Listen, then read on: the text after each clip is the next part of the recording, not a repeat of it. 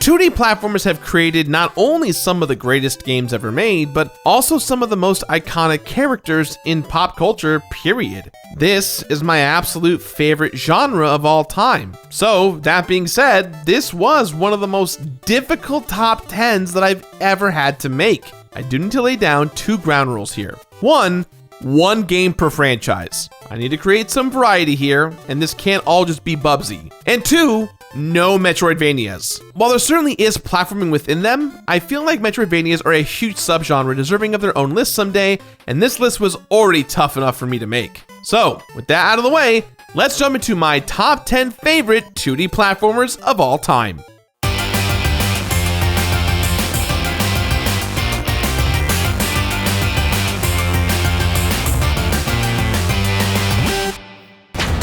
Number 10.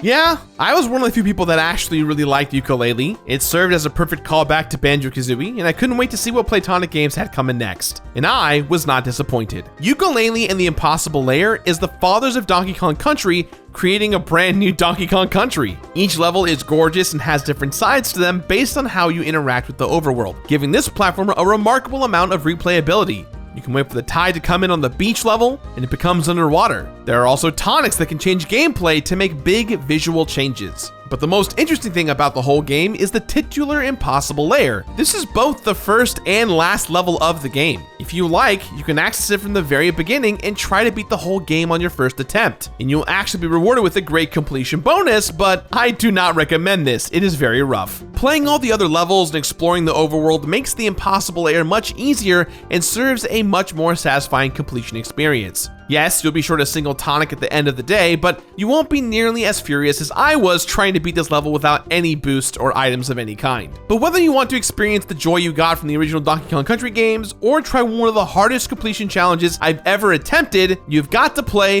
Yooka-Laylee and the Impossible Lair. Number 9.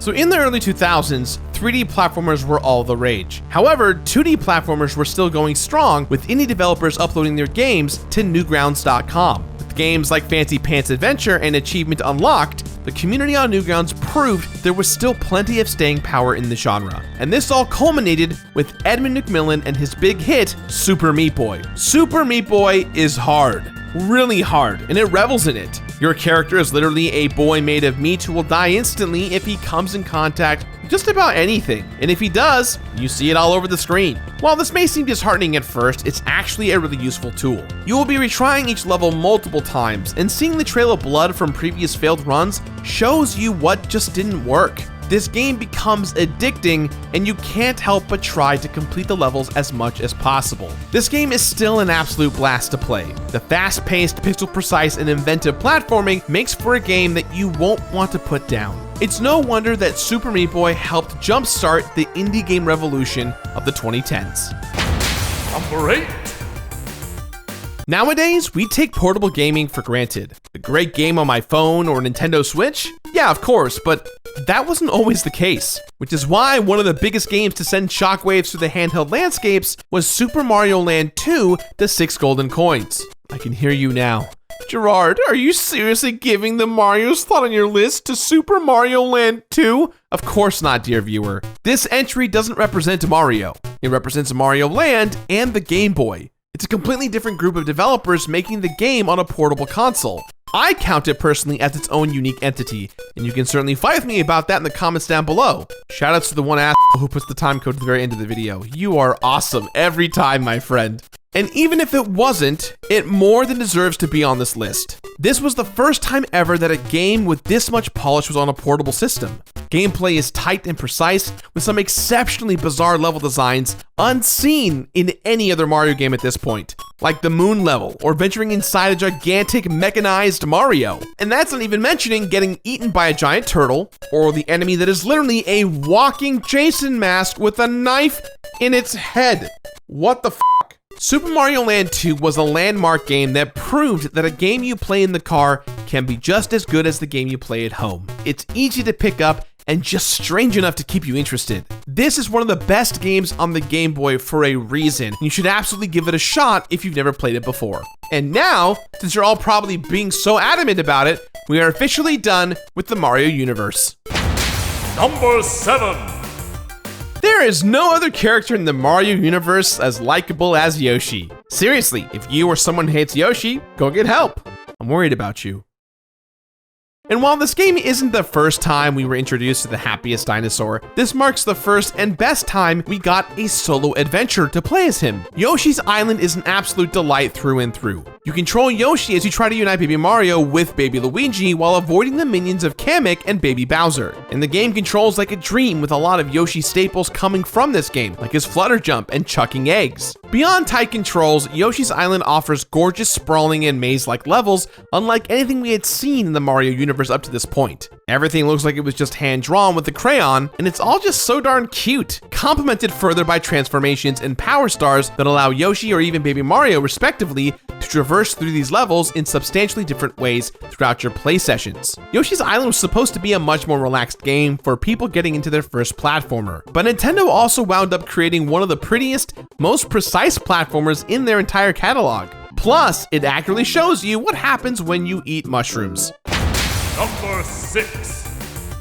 Yoshi's Island is the epitome of what most audiences expect out of a 2D platformer. Cartoony visuals, fun platforming, and pure joy. But in the more recent indie scene, 2D platformers have become a perfect playground for developers to tackle much deeper subjects. And no game does this better than Celeste. Celeste tells the story of Madeline as she attempts to climb Celeste Mountain. While it may seem simple, the whole game serves as a metaphor for anxiety and depression. But no matter what, you're not alone. There are characters throughout the story who will help you reach the summit or will try to get you to stop and turn back. And it is with our own progress that we learn who those people are. Through the gameplay, Celeste shows us that while there are many challenges and obstacles in your way as we try to get to the top of our own mountain, sometimes our most difficult obstacle is ourselves. This is shown through the character Part of Me, lovingly referred to as Battleline, and with the gameplay itself. The game controls incredibly well with jumping, climbing, and dashing, and much like Super Meat Boy, you will die a lot. But each in-game death serves as another chance to learn from your mistakes. But instead of that 2000 era's Newgrounds tone, you're faced with a game that actually encourages you to keep dying and keep trying. You can get through any challenges with enough persistence and patience. Celeste isn't just to challenge you, it's here to teach you how to take care of yourself. Maybe you don't need to try and get every single golden strawberry if you're not me. Sometimes it's more than okay to say that you've had enough and to continue to move on with your life. And that kind of tone makes Celeste stand out amongst all the platformers out there. Now, before we move on, as you all know, I'm not just a lover of 2D platformers, but also 3D platformers. So, which should I tackle next? If you join the mini producer tier at patreon.com/thecompletionist, you can submit which 3D platformer I'll be completing. Click the link down below in the description to head over to patreon.com/thecompletionist to determine the fate of the show. Now, back to the list. Number 5. Now, it's pretty clear and obvious that I've always loved Mega Man. The Blue Bomber has captured the hearts of gamers everywhere with its jump and shoot gameplay and unbelievably catchy music. And while I have a ton of love for the original series, Mega Man X will always be my ride or die. Mega Man X is an almost perfect game. It took the cartoony feel of the original series and turned it into a much more mature future dystopian setting. This may seem hack now, but Mega Man X was the first game to really do this successfully. Take a look at the likes of Bomberman Act Zero and Shadow the Hedgehog. You can't just cut and paste characters into a more dramatic tone. You have to work for it. Mega Man X does this perfectly. The level design and setting really took advantage of the improved color palette of the Super Nintendo. X, the main character, looked way more serious. The main villain, Sigma, was actually intimidating. And of course, it introduced Zero, one of the coolest looking characters in all of video games. But the place where this game really shines is in the gameplay. Everything from the original Mega Man series is refined here in Mega Man X and just feels better with improved movement options, making traversal and exploration that much more exciting. Each jump feels less like a death sentence, and the addition of wall jumping alone allows for completely new level exploration. Mega Man X was so successful that it inspired a series of its own with 8 mainline entries and a ton of spin-offs. Although you can't go wrong with any of the games in this series, nothing will match the emotional impact that the original Mega Man X had on me. This game is incredible and is easily one of my all-time favorites. And if you've got some time and you really love Mega Man X, please check out the video we made last year on the entire Mega Man X franchise. It's one of my favorite videos we've ever made, and I'm very proud of it. Do you see what I mean when I said this list would be really hard for me to make? I wrote the freaking foreword for the physical re-release of Mega Man X back in 2018 for Mega Man's 30th anniversary, and I still put it at number 5. God help me. Number 4. 2014 was one of the most difficult years of my life. I was going through a lot personally and professionally, and I honestly was ready to stop the Completionist. But then I discovered Shovel Knight. Shovel Knight is a loving look back at the classic platformers that you'd find in an arcade or the consoles of the 80s. It tells the story of Shovel Knight who wishes to save Shield Knight and defeat the Enchantress and her Order of No Quarter. The aesthetic is beautiful, and the story is both hilarious and heartbreaking. However, the joy comes in controlling Shovel Knight. He can use his shovel to attack foes, dig up items, or pogo stick off of enemies in some obstacles. This makes for a lot of fun Zelda 2 style platforming that is both challenging and incredibly satisfying. But that's just one of the games featured here. Yacht Club Games also created 3 other games with new level layouts and completely different platforming experiences where you take control of some of the members of the Order of No Quarter. And they are just as fun as the original game and have the same attention to detail. Plague of Shadows has you playing as Plague Knight, using bombs to traverse through levels and capture the essence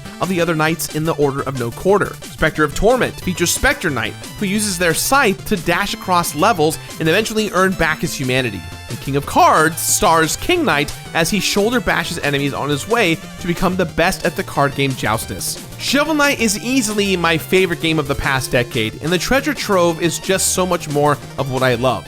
And although I think that there are some games here that are better 2D platformers, I will never forget how Shovel Knight reignited my passion for video games. Number 3.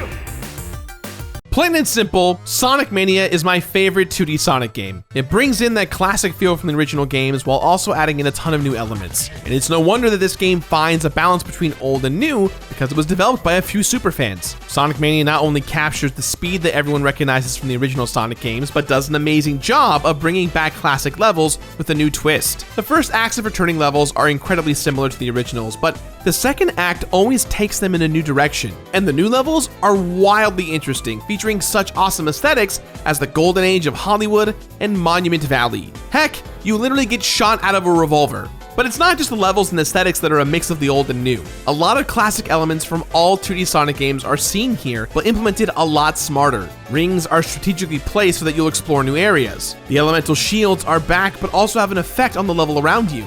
You even get to play a round of Dr. Robotnik's Mean Bean Machine as a boss fight.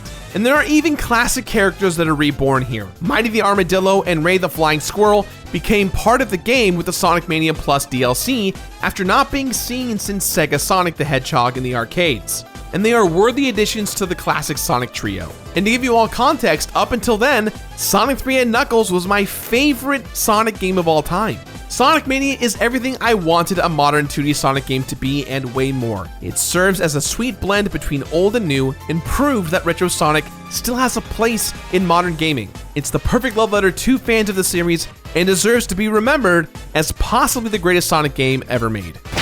Number 2.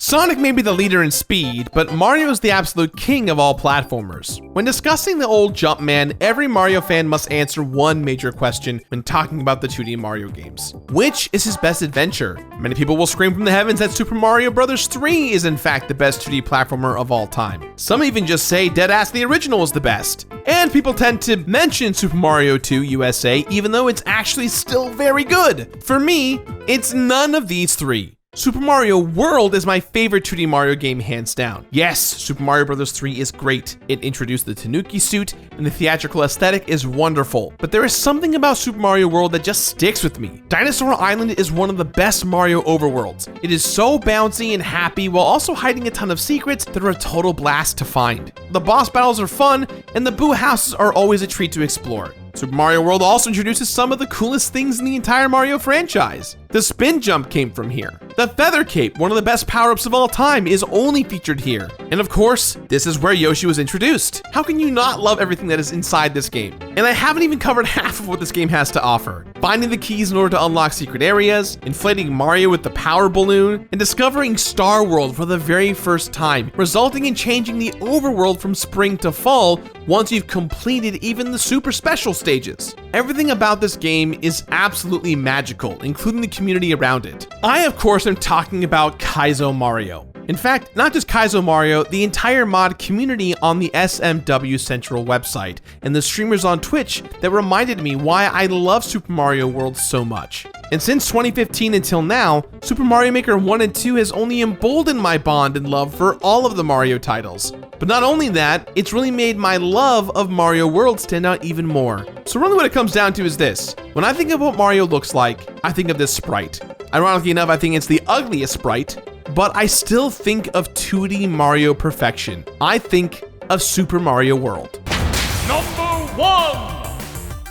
2D platformers are not just an important part of gaming history, they're a huge part of who I am. That's why I have covered every single game on this list in an episode of The Completionist. All except for my number 1. And that spot goes to none other than, and you all know what it is, Donkey Kong Country 2: Diddy's Conquest. Donkey Kong Country 2 is the perfect sequel. Everything that made the original great is here, but bigger and better. The levels are absolutely stunning, the animation is smoother, the tone is just a little bit darker, the animals are just a little bit cooler, and the music is some of the best of all time. I have been featuring some form of music from this game in every single episode of The Completionist.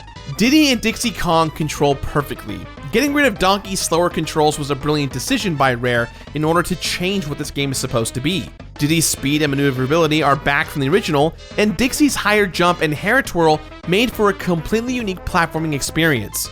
And in my eyes, this is some of the best controls ever in a platformer. I promised early on in my YouTube career that Donkey Kong Country 2 would be the last game I ever feature here on The Completionist. It is my absolute favorite game of all time. More than Smash Brothers, more than Odyssey, more than Banjo-Kazooie. For me, it isn't just the pinnacle of 2D platformers, it's the pinnacle of gaming, and it more than belongs at number 1 for me. So, those were my top 10 2D platformer games. Let me know why I suck in the comments down below, and at the very least, hey, don't forget, you can pick up a Huge Plays t-shirt. That's right, we have a Huge Plays t-shirt. I wonder if I keep saying Huge Plays, one of you click the link down below to buy a Huge Plays t-shirt. We would love that. Thanks for watching, and I'll see you all next time.